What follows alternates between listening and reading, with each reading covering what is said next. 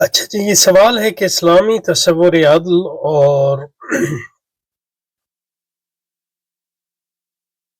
سرمایہ دارانہ تصور عدل میں کیا فرق ہے؟ تو اس پہ کچھ بات کرتے ہیں۔ اس پہ بات بہت لمبی ہو سکتی ہے، لیکن یہ کہ آپ دیکھیں کہ اصل میں سوال کا جواب دینا تو ایک 2 منٹ میں دیا جا سکتا ہے، لیکن یہ کہ یہ مقصد نہیں ہے۔ مقصد یہ ہے کہ اس پہ غور و فکر کریں سب مل کے، اور یہ سب سے اہم چیز ہے۔ اچھا جی، تو شروع کرتے ہیں اس کو۔ تو اس میں جو اہم چیز ہے تصور،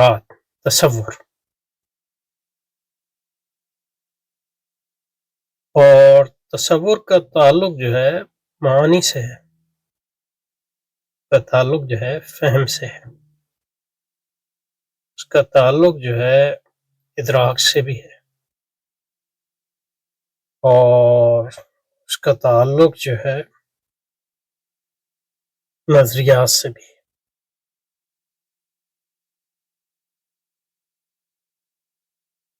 اور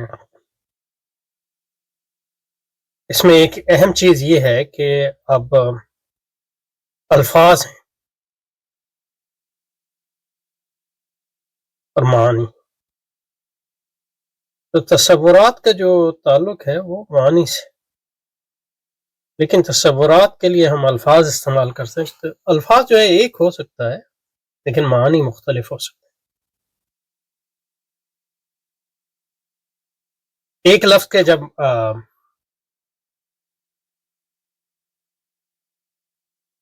مثلا ہمارے ہاں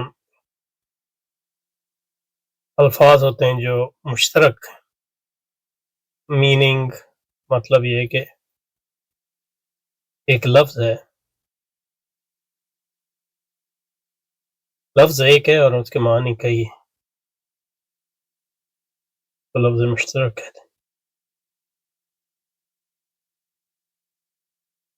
عین کا مطلب عربی میں آنکھ بھی ہے، عین کا مطلب چشمہ بھی ہے، عین کا مطلب نفس شے بھی ہے، اور بھی بہت سے مطلب ہیں، تو یہ ایک لفظ مشترک ہے۔ تو اسی لحاظ سے جو ہے تصورات کے لیے جو الفاظ استعمال ہوتے ہیں مشترک، یہ ایک اور ہوتے ہیں۔ مثلا تصور عدل جو ہے، اگر ہم عدل اردو میں استعمال کر رہے ہیں تو یہ ایک مشترک لفظ ہے، تو اسلامی تصور عدل جو ہے معنی مختلف ہے، بالکل سرمایہ دارانہ عدل ہے اس میں مختلف ہے۔ کچھ مماثلتیں ہونے کا مطلب یہ نہیں ہوتا کہ وہ فرق جو بنیادی فرق ہے وہ نہیں، تو یہ تو پہلی بات ہے۔ دوسری بات یہ ہے کہ تصورات میں مماثلت ہو سکتی ہے کسی حد تک، لیکن اس مماثلت کی بھی حد ہوتی ہے، اس کے بیونڈ جو ہے، اس کے ماورا جو ہے وہ فرق پھر بھی قائم رہتا ہے۔ مثلا یہ ایک مثال دیتا ہوں آپ کو۔ عربی زبان میں عدل کہتے ہیں وضع الشیء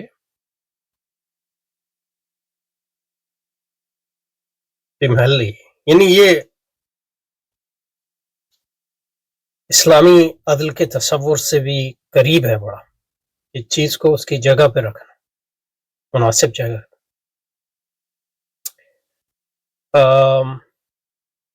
اور ظلم جو ہے وضع الشیء فی غیر محلی، چیز کو اس جگہ رکھنا جو اس کی جگہ نہیں ہے، یہ غیر محلی، یہ ظلم ہے۔ مطلب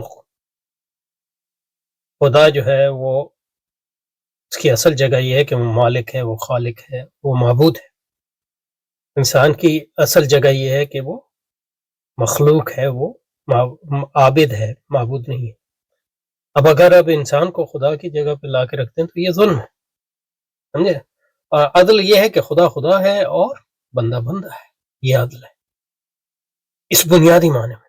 لیکن دیکھیں اب یونانیوں کے ہاں، مثلا ارسطو کے ہاں بھی اس قسم کا تصور ہے یعنی ارسطو بھی کہتا ہے یا کم از کم یعنی قرون وسطیٰ میں جو تصورات تھے، تو ارسطو بھی کہتا ہے کہ ارسطو نہیں کہہ رہا، افلاطون یا دوسرے فلسفیوں کے ہاں اس میں افلاطون کی طرف اس کی اگر نسبت صحیح نہ بھی ہو تو اس سے کوئی فرق نہیں پڑتا. کیا یہ تصور ہے کہ عدل یہ ہے کہ چیز کو اس کی جگہ پہ رکھنا.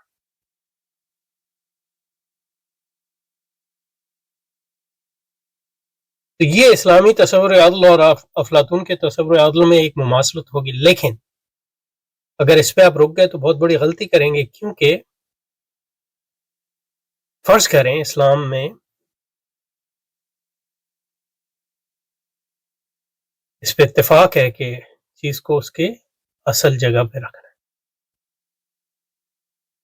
ہر چیز کو اس کی اصل جگہ. مثلا افلاطون کہتا ہے کہ عقل کا مقام ہے کہ وہ حکومت کرے، جذبات کا مقام یہ ہے کہ وہ مہمیز دیں چیزوں کو، اور خواہشات کا مقام یہ ہے کہ وہ انسانی ضروریات کو پورا کریں، جو اس کی مادی ضروریات ہیں یا اس کی حیاتیاتی ضروریات ہیں. لیکن جو مقام ہے یہ ان کا مقام ہے، اور ان کا مقام یہ ہے کہ وہ تابع ہوں عقل کے، جذبات بھی اور خواہشات کے. اور اگر خواہشات پورا ہو گئی تو یہ ظلم ہے افلاطون کے. کوئی کہہ سکتا ہے جناب یہ اسلام اور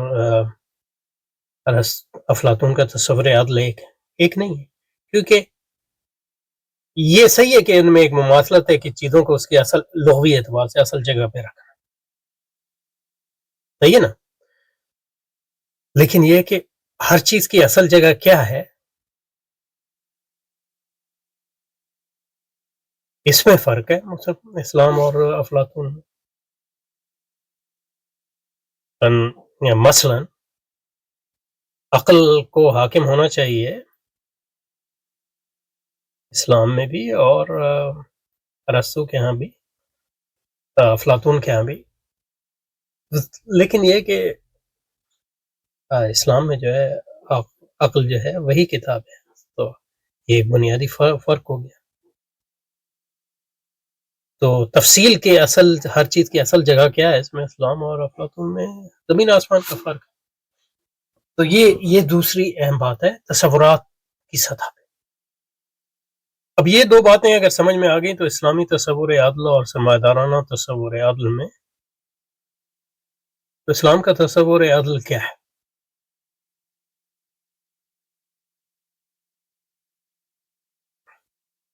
بنیادی اسلام کا تصور عدل یہ ہے کہ ہر جگہ ہر چیز کو اس کی مناسب جگہ پہ رکھے. مثلا اور ہر چیز کی مناسب جگہ کیا ہے، کیسے معلوم ہوگی؟ شریعت سے معلوم. سب بنیادی طور پہ عدل جو ہے اسلام میں کس چیز میں اور کس معاملے میں کیا عدل ہوگا وہ شریعت بتائے گی. تو عدل کیا ہے اسلام میں؟ شریعت کا اتباع، یہ عدل ہے. اور اس عدل کا جو بنیادی مقصد ہے وہ عبادت رب ہے. عبادت رب عدل ہے، اور عبادت شیطان جو ہے اور عبادت نفس جو ہے ظلم ہے. سمجھے نا. اس کے برعکس جو ہے سرمایہ داری جو ہے وہ، اس میں عدل یہ ہے کہ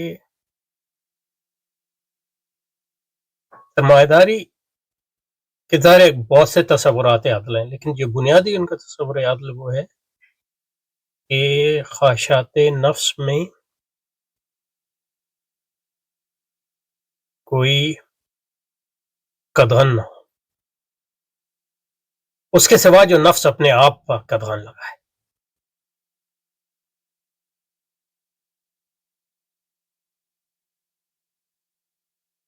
تو عدل کیا ہے؟ نفس کی حکمرانی قائم کرنا، یہ عدل ہے، بنیادی عدل. عبادت رب کی جگہ یہ ہے، اور اس کے حصول کے لیے نفس کے خواہشات کی تسکین کے لیے جو چیز ضروری ہے وہ وسائل ہے.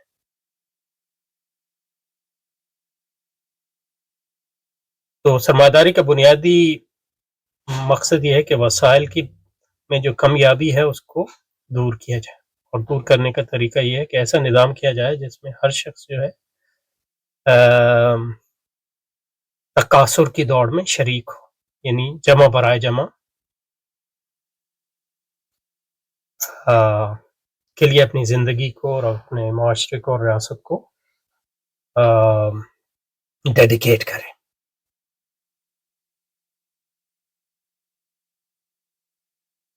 کیونکہ اسی سے جو ہے وسائل کی کمیابی جو ہے وہ عبور کی جا سکے۔ تو اس لحاظ سے بنیادی جو سرمایہ دارانہ عدل ہے وہ ایک تو خواہشات نفس کا، یہ پہلا، یہ مثلا رولز جو سب سے بڑا پولیٹیکل فلسفی ہے سرمایہ داری کا، اس کے جو تصور عدل کے دو پرنسپلز ہیں، دو اصول ہیں۔ پہلا اصول یہ ہے کہ خواہشات نفس پر کوئی قدغن نہیں ہونے چاہیے، اور جو قدغن جائز قدغن ہے وہ ایک تو یہ ہے کہ جو نفس اپنے آپ پہ خود لاگو کرے،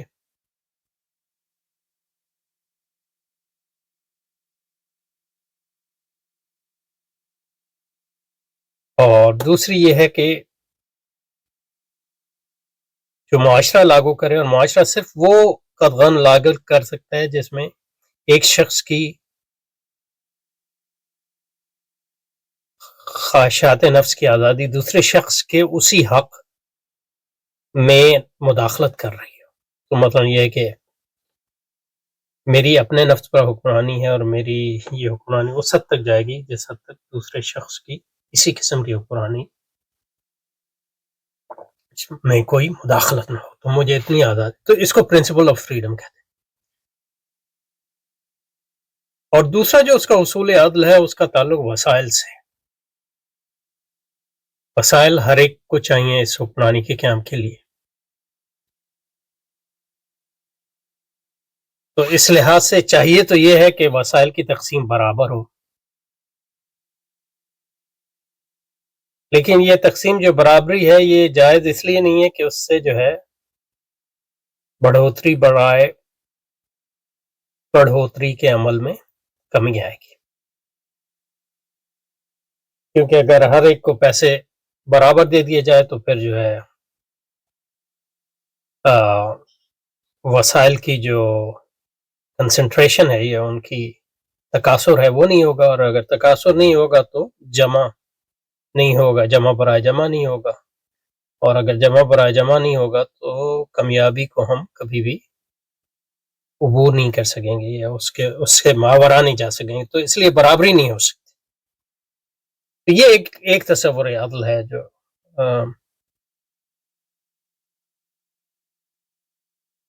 برابری اسی وقت ہوگی جب پہلے جو ہے کامیابی کا ماورا جائے۔ اچھا، برابری نہیں ہو سکتی، لیکن یہ کہ جو عدم برابری ہوگی اس پہ کیا قدغن ہے، اس پہ کیا کوئی قدغن ہے؟ تو رولز کہتا ہے کہ اس پہ یہ قدغن ہے کہ جو بھی وسائل کی غیر برابری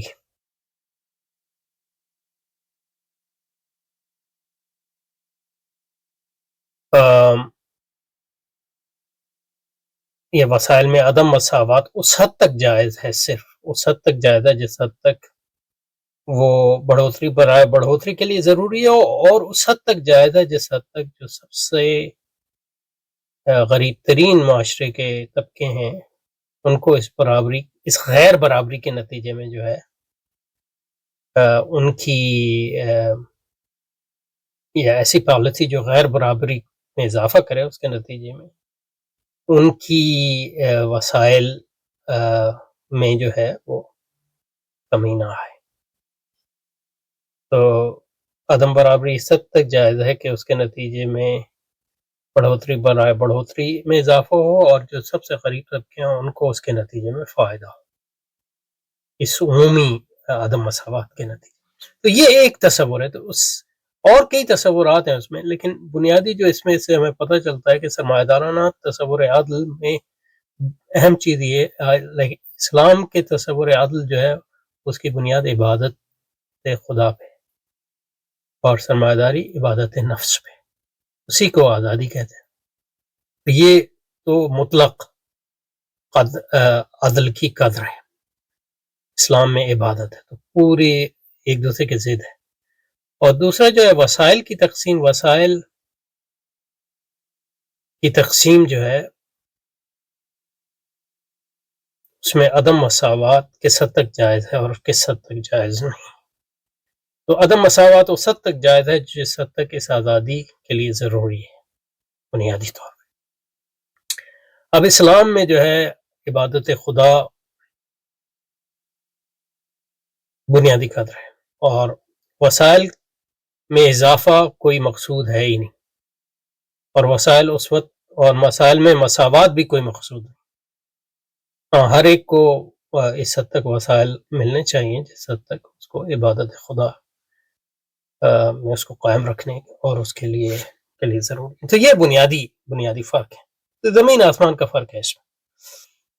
اب ظاہر رولز کا جو نظریہ عدل ہے وہ ایک ہے، آزادی کی حد تک تو سرمایہ داروں نے مساوات عدل میں کوئی فرق نہیں ہے، جیسے اور عبادت کے حد تک بھی اسلامی تصور عدل میں کوئی فرق نہیں ہے، لیکن جیسے فقہ میں اختلاف ہوتا ہے اس طرح ان کے یہاں بھی اختلاف ہے۔ رولز کا نظریہ ایک نظریہ ہے وسائل کی تقسیم کے بارے میں، جیسے ہمارے یہاں مالکی شافعی ہے، تو ان کے یہاں بھی مختلف ہے، اور ایک بنیادی تقسیم ان کے ہاں جو ہے وہ سرمایہ داری اور اشتراکیت میں۔ تو اشتراکی سرمایہ داری جو ہے اس کا تصور عدل مختلف ہے تھوڑا سا، تقسیم کے معاملے میں، آزادی کے معاملے میں وغیرہ وغیرہ۔ یہ بنیادی بات ہے۔